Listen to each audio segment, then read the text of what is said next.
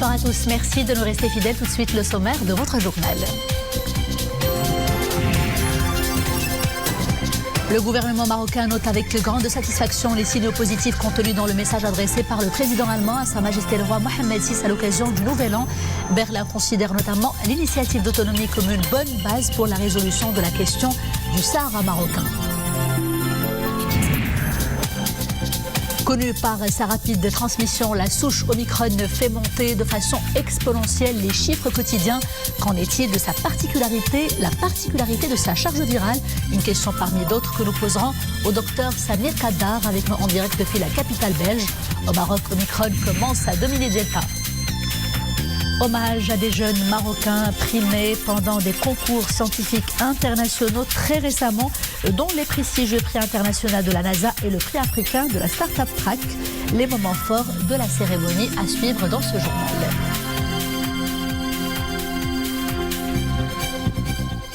Bonsoir. Le gouvernement marocain note avec grande satisfaction les signaux positifs contenus dans le message adressé par le président allemand à Sa Majesté le roi Mohammed VI à l'occasion du Nouvel An. C'est ce qu'a déclaré hier le ministre délégué chargé des relations avec le Parlement, porte-parole du gouvernement. C'était à l'issue de la réunion hebdomadaire du Conseil de gouvernement. Mohamed Etchkar. La précision a été apportée hier lors de ce point de presse du ministre délégué chargé des relations avec le Parlement, porte-parole du gouvernement. Mustafa Beitas s'exprimait à l'issue du Conseil de gouvernement réuni sous la présidence du chef du gouvernement, Aziz Akhnouch.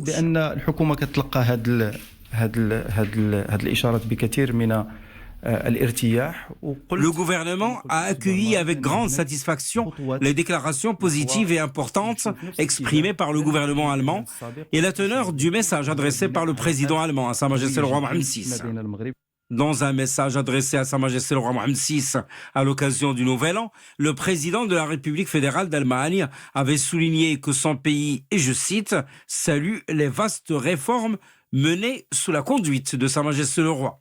Il considère l'initiative d'autonomie comme une bonne base pour la résolution de la question du Sahara marocain et il exprime sa reconnaissance pour l'engagement actif du souverain pour le processus de paix en Libye. Auparavant, à Rabat, le ministère des Affaires étrangères, de la coopération africaine et des Marocains résidant à l'étranger avait affirmé apprécier les annonces positives et les positions constructives faites récemment par le nouveau gouvernement fédéral d'Allemagne. Considérant que ces annonces permettent d'envisager une relance de la coopération bilatérale et le retour à la normale du travail des représentations diplomatiques des deux pays, à Rabat et à Berlin. Le site officiel du département d'État américain state.gov publie dans ses différentes rubriques, dont celle de Travel Map, une carte du monde dans laquelle celle du Maroc est complète, incluant visiblement le Sahara marocain. Le langage des cartes est on ne peut plus clair. Cet incontournable élément de la diplomatie US confirme encore une fois la reconnaissance par Washington de la souveraineté du Royaume du Maroc sur son Sahara. Ouvrons à présent le dossier consacré au Covid-19 et retenez d'abord ce chiffre Omicron qui représente aujourd'hui plus de 70% des cas positifs.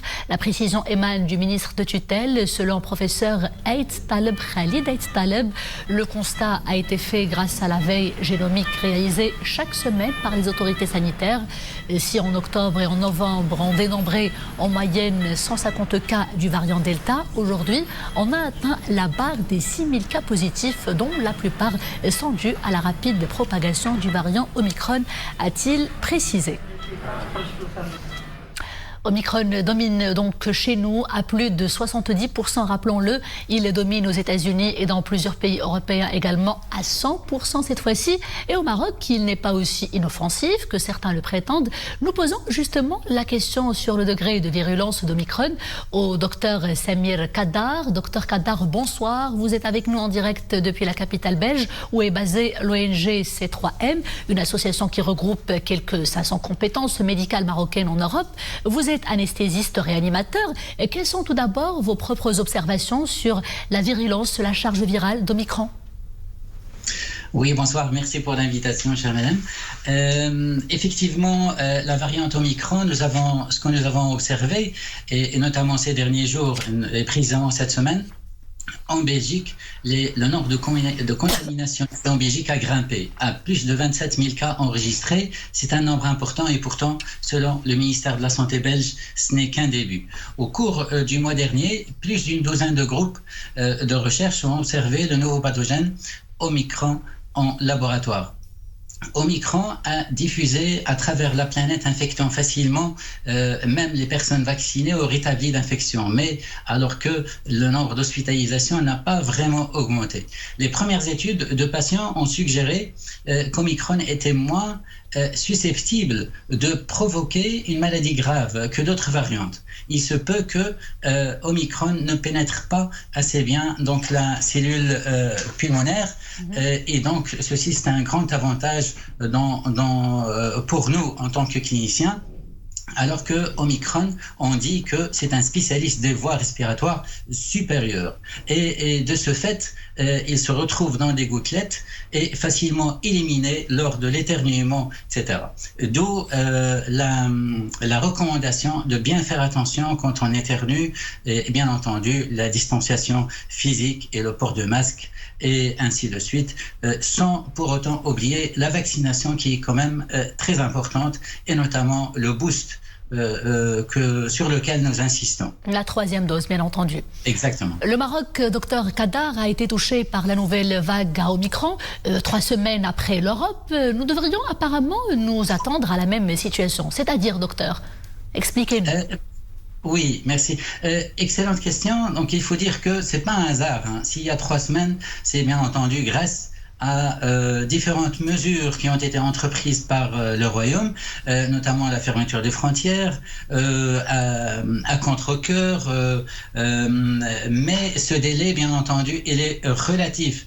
L'augmentation, elle est très importante. Comme je viens de l'expliquer, la diffusion donc du virus se fait via les gouttelettes et très facilement, d'où la fréquence importante. Ceci dit, il faut qu'on fasse doublement attention. Donc, premièrement, il faut vraiment faire attention en faisant en pratiquant les mesures de distanciation physique, le port du masque et notamment les FFP2 qui sont vraiment de plus en plus recommandés et deuxièmement, donc bien entendu... Et en cas d'apparition des premiers symptômes, se faire dépister très rapidement. Exactement. Le dépistage est très important et c'est un signal aux autorités. Donc, il faut dédoubler le centre de dépistage, bien entendu. Et d'une part, d'autre part, se faire dépister soi-même par les tests antigéniques qui sont disponibles, bien entendu, dans les pharmacies. Pour bien protéger les autres. Très bien, docteur Kadar, merci beaucoup de cet éclairage. Oui. Focus maintenant sur la situation épidémiologique chez nous. Pendant ces dernières 24 heures, 6 428 nouveaux cas d'infection et 13 décès malheureusement qui sont à déplorer. Et 53 nouveaux cas sévères ou critiques, dont 7 personnes qui sont sous intubation. Concernant la campagne de vaccination, eh bien, les primo-vaccinés, le nombre des primo-vaccinés se chiffre à plus de 24,5 millions. Celui des personnes ayant reçu les 2 doses est à près de 23 millions. Et pour la 3e dose, la dose de rappel, près de 3,5 millions de personnes. Pour espérer une rapide décrue et pour voir la courbe épidémique s'aplatir encore une fois, seul le strict respect des mesures barrières et la vaccination, y compris la dose de rappel, peuvent nous aider. D'ailleurs, cette nouvelle vague incite plusieurs personnes à aller se faire injecter la 3e dose. Vive engouement palpable à Casablanca où les indicateurs sont dans le rouge. C'est un reportage au vaccinodrome Rahma, reportage signé Hassan Zaki Abdelrahman Zian avec un récit de Mariam El-Missi. Depuis plus de 2 semaines, ce méga vaccinodrome casablancais tourne à plein régime. Parmi les candidats au précieux sérum, on retrouve essentiellement les personnes doublement vaccinées venues recevoir leur injection booster.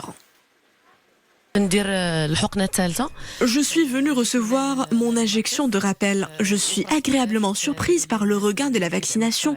On voit moins de réticence. Nous sommes de plus en plus nombreux à disposer d'un schéma vaccinal complet. D'autres patients se présentent, parmi eux des étrangers vivant au Maroc. Préoccupés par la montée du très contagieux Omicron, ils souhaitent redoper leur système immunitaire. Oui, je fais la troisième dose. C'est très bien fait. On est bien pris en charge et du début et à la fin. C'est très important, surtout pour cette période hivernale. Avec ce froid qui arrive, le variant se propage très vite. Je pense que c'est important de faire la troisième dose. Moi, j'ai déjà eu 2 doses au Maroc. Je viens faire ma 3e pour continuer le cycle et être protégé et pouvoir profiter de nouveau voyager une fois que j'aurai été vacciné. Le délai pour le rappel vaccinal ramené à 4 mois, ils n'ont plus à attendre 6 mois pour tendre une 3e fois le bras. Des citoyens soucieux de se prémunir contre la nouvelle vague, qui pourrait être plus courte, mais certes plus rapide que ses prédécesseurs. Cette dose revêt toute son importance actuellement, vu le nombre de cas positifs qui sont enregistrés quotidiennement. Et donc on profite de l'occasion déjà pour rappeler les mesures barrières à appliquer, à savoir le port de masque de manière correcte, les solutions hydroalcooliques, le lavage des mains et bien sûr la distanciation physique. Ces mesures-là revêtent toute leur importance vu la manière importante avec laquelle se propage ce variant. La campagne vaccinale s'accélère pour tenter de freiner cet inquiétant rebond des contaminations.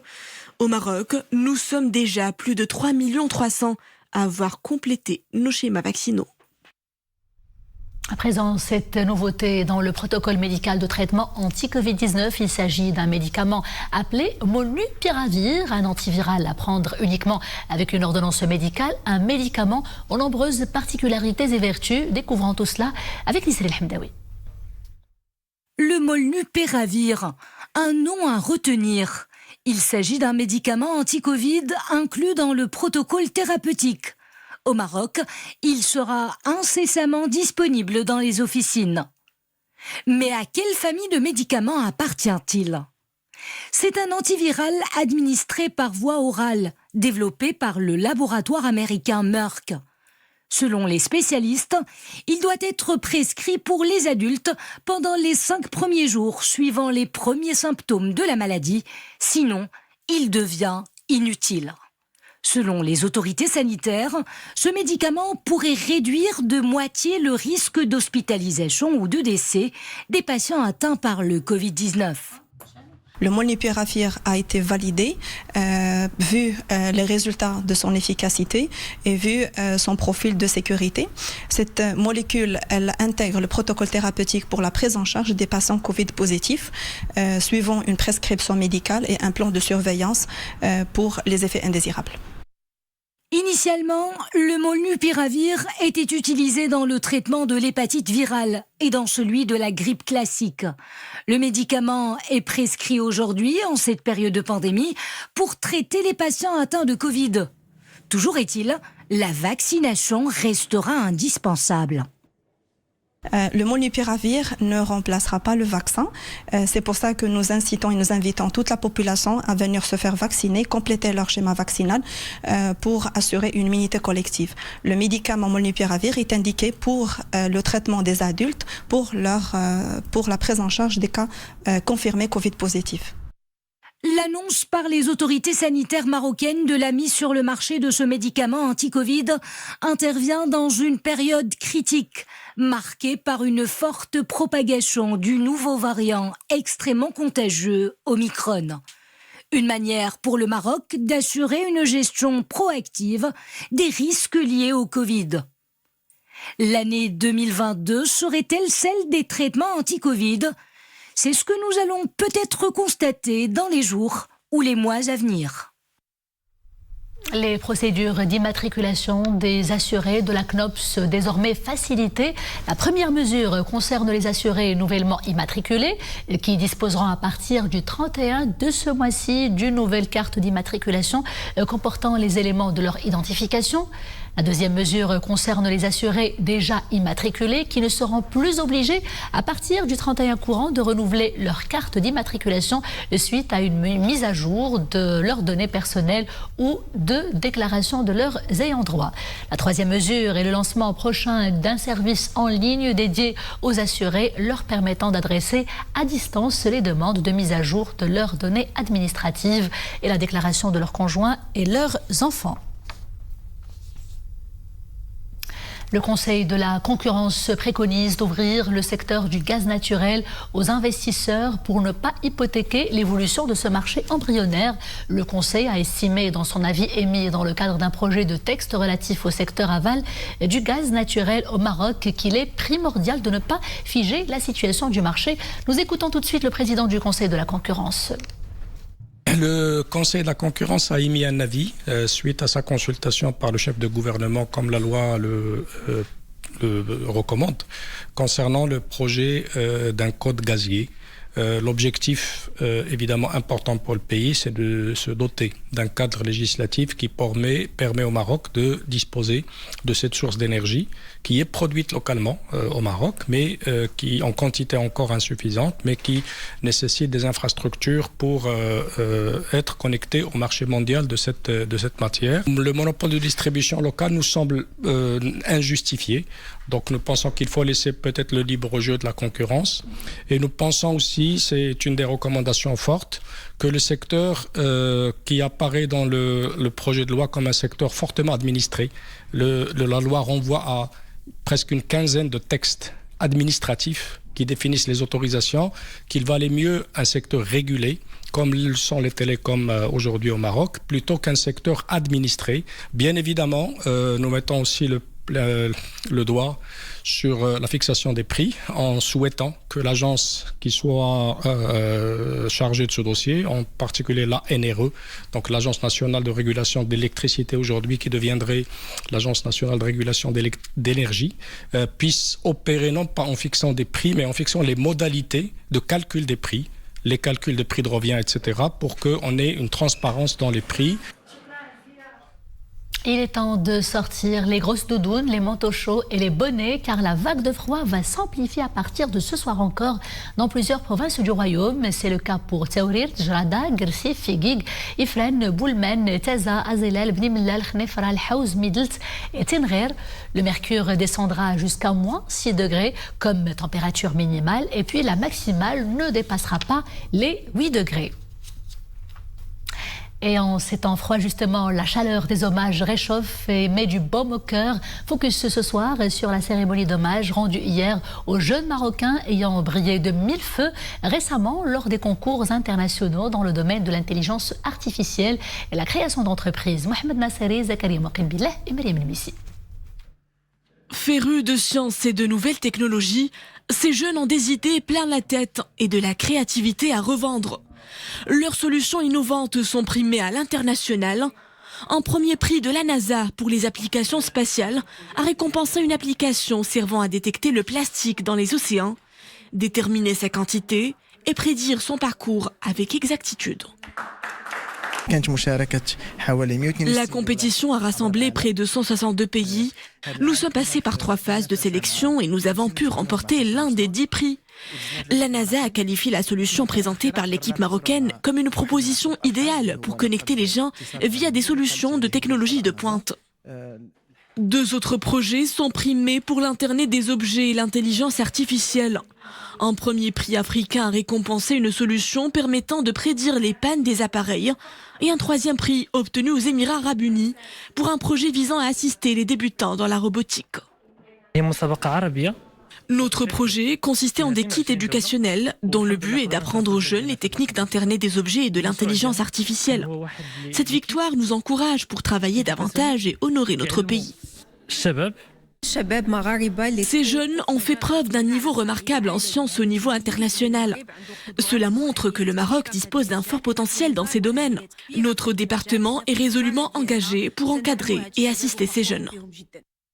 Le digital, l'intelligence artificielle et l'Internet des objets semblent tracer les voies de l'avenir de l'informatique. Des domaines de pointe qui séduisent de plus en plus de jeunes et les incitent à innover pour des solutions technologiques. Bravo à cette jeunesse marocaine ambitieuse et créative qui honore toujours le Maroc dans plusieurs manifestations scientifiques, culturelles et autres. C'est la fin de ce journal. Merci de l'avoir suivi. Je vous dis à très bientôt, toujours avec grand plaisir. D'ici là, portez-vous bien.